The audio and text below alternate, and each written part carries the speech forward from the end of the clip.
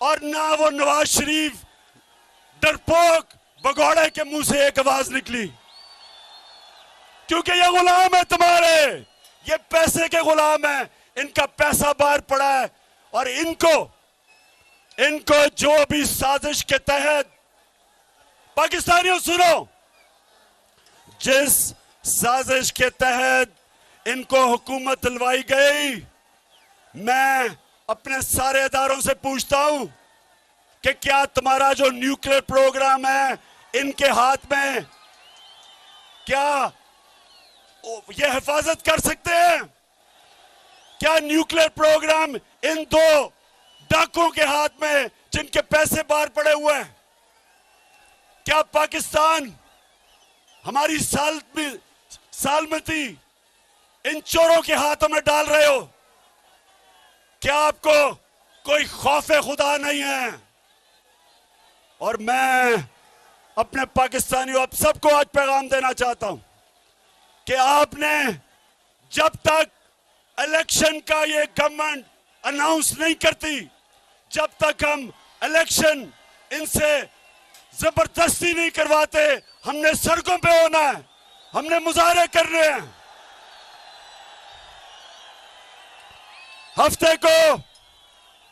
अगले हफ्ते मैं अपने सारे पाकिस्तानियों को कॉल दे रहा हूं, जिस तरह आप पिछली इतवार को निकले थे, हफ्ते को मैं कराची में जलसा करूंगा और आपने हर शहर में निकलना है, जिस तरह आप निकले थे इतवार को, एक जिंदा कौम की तरह इस इंपोर्टेड हुकूमत के खिलाफ हर शहर में आपने निकलना है, अपनी हकीकी आजादी के लिए निकलना है, इन गुलामों के खिलाफ निकलना है, इन अमेरिकनों के गुलामों के खिलाफ निकलना है।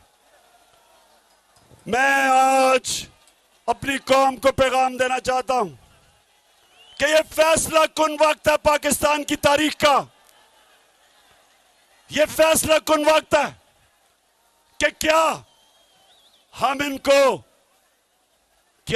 हम इस साजिश को कामयाब होने देंगे? अगर हमने कामयाब होने दिया पाकिस्तानियों, हमारे आने वाली नस्लें हमें कभी माफ नहीं करेंगी, हमारे बच्चे माफ नहीं करेंगे। हम वो कौम है, जब पाकिस्तान बना था, पाकिस्तान का नारा था कि पाकिस्तान का मतलब क्या? पाकिस्तान का मतलब ला इलाहा इल्लल्लाह, के कोई नहीं है खुदा सिवाय अल्लाह के, अल्लाह तेरे सिवा कोई खुदा को हम नहीं मानते। और रसूल, हमारे रसूल अल्लाह मोहम्मद रसूलुल्लाह सल्लल्लाहु अलैहि वसल्लम अल्लाह के पैगंबर हैं, ये हमारा दावा है। और इसका मतलब कि हम या एक फर्द और या कौम, हम कभी किसी के सामने नहीं झुकते। ला इलाहा इल्लल्लाह में गैरत देता है। एक गरीब से गरीब आदमी भी जब गैरतमंद होता है, लोग उसकी इज्जत करते हैं।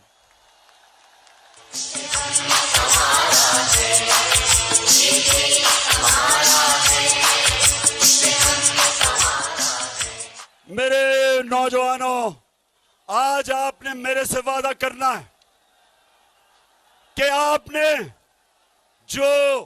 आप जब दावा करते हैं कि अल्लाह तेरे सिवा कोई खुदा नहीं, जब आप दावा करते हैं तो उसके बाद आपके ऊपर बहुत बड़ी जिम्मेदारी आ जाती है।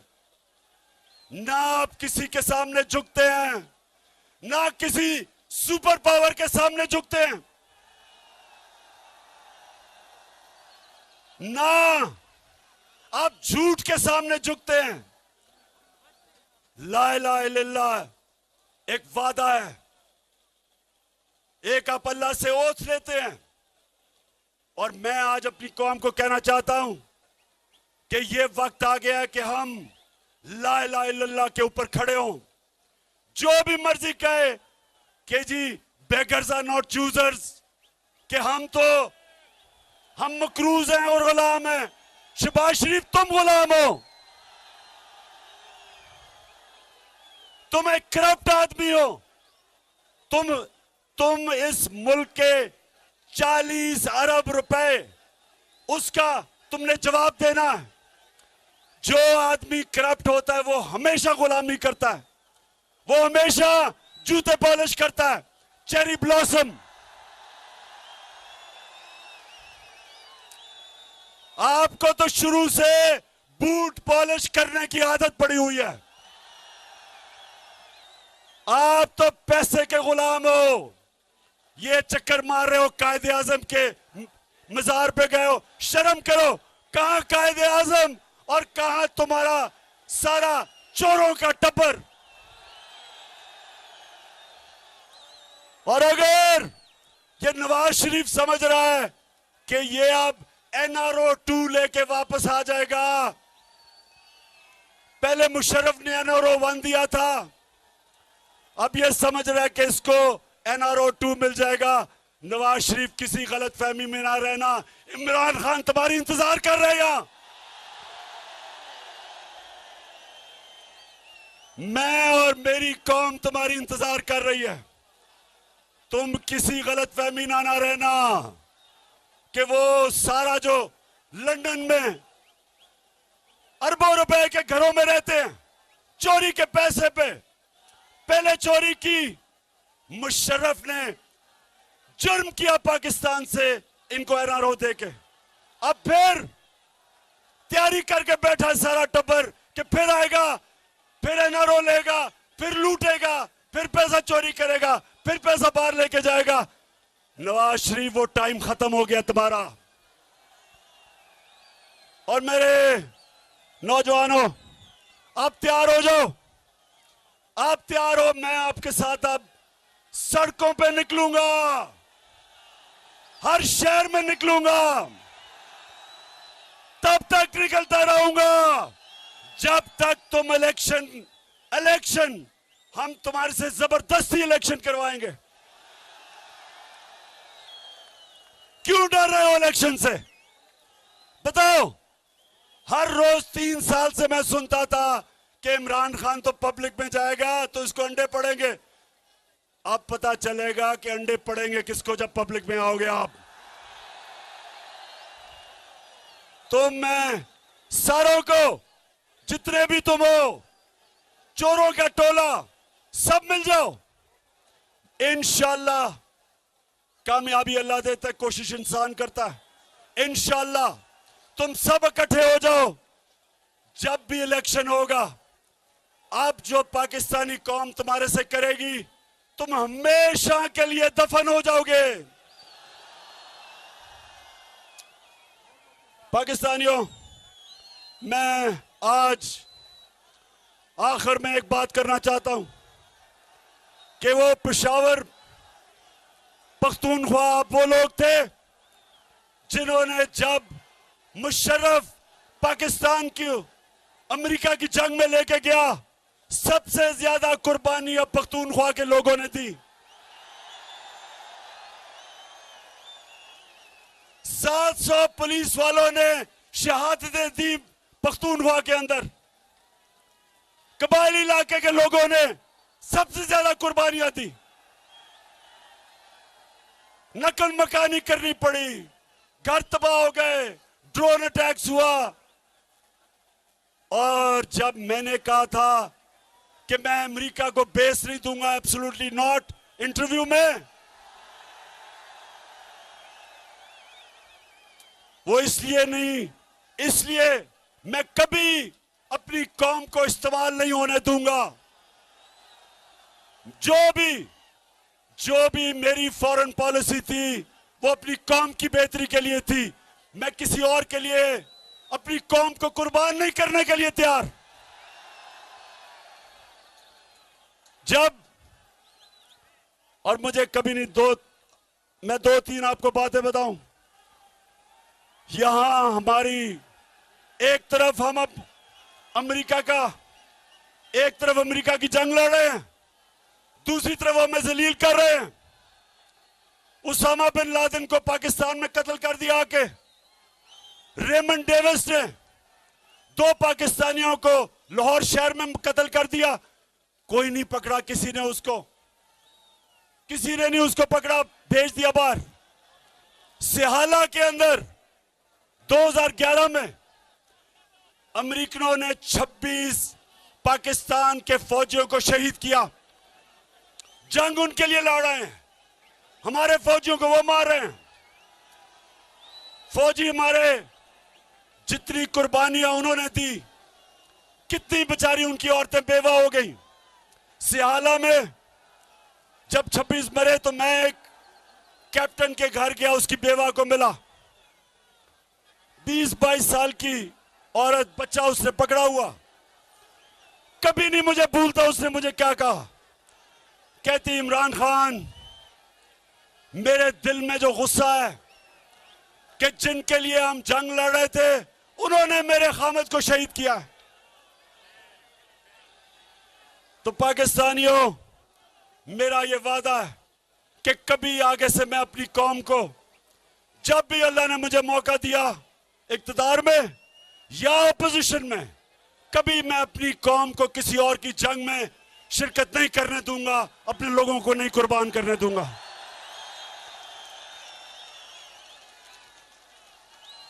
पाकिस्तानियों, आज से मैं ऐलान कर रहा हूं, हकीकी आजादी की जंग शुरू है आज से।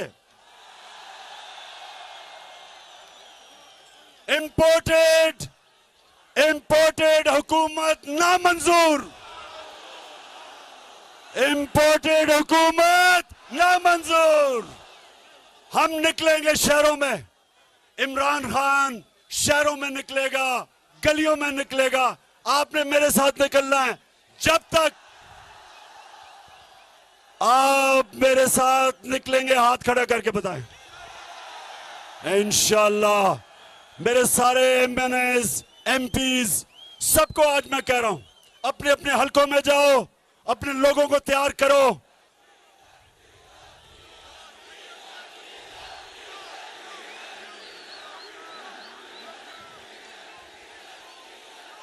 हाँ, वैसे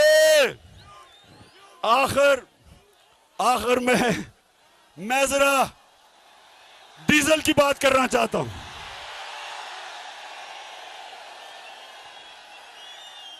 डीजल साहब,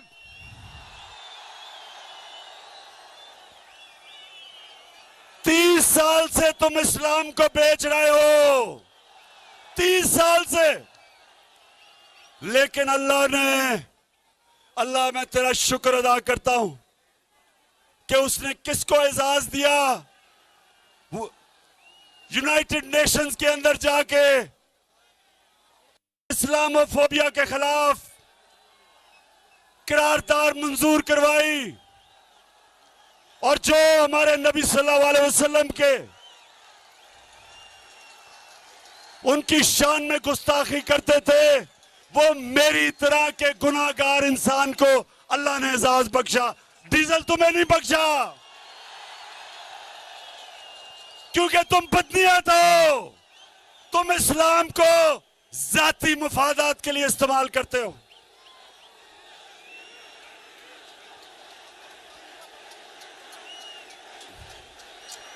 और मेरी कौम, मैं आपका शुक्रिया अदा इसलिए करता हूं कि मैं फिर से कहता हूं, उमूमन प्राइम मिनिस्टर को जब निकालते हैं तो लोग मिठाइयां बांटते हैं। तो अल्लाह का तो खास शुक्र अदा करता हूं कि मेरी अवाम को अल्लाह तूने निकाला और मुझे इतनी इज्जत दी, तेरा शुक्र है। और मैं ये फख्र करता हूं कि मुझे निकालने की सबसे ज्यादा खुशी हिंदुस्तान में बनाई गई, इजराइल में बनाई गई। इजराइल बड़ा खुश हुआ। और वो आदमी जिसका नाम ग्रीट विल्डर है, ये सुन ले, ग्रीट विल्डर कोई कौन है? इसने हमारे नबी सल्लल्लाहु अलैहि वसल्लम के खिलाफ कार्टून, वो जो खाके बनाए थे, वो बड़ा खुश हुआ कि इमरान खान को प्राइम मिनिस्टर से हटाया गया। मेरा ये एजाज है।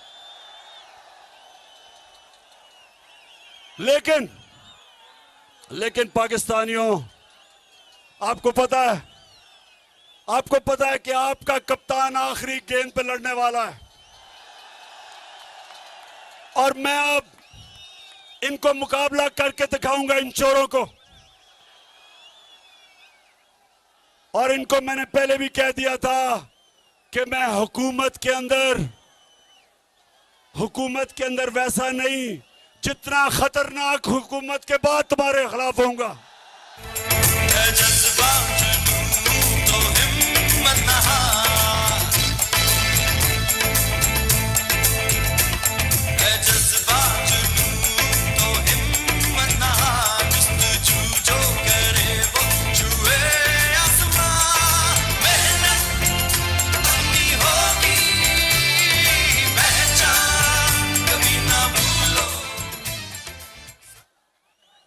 पाकिस्तानियों, जो भी आप देख रहे हैं टीवी के ऊपर, अब आपने मेरी इंतजार करनी है। आपके शहरों में मैं आऊंगा, पब्लिक को मैं खड़ा करूंगा हकीकी आजादी की जंग लड़ने के लिए। पाकिस्तान जिंदा।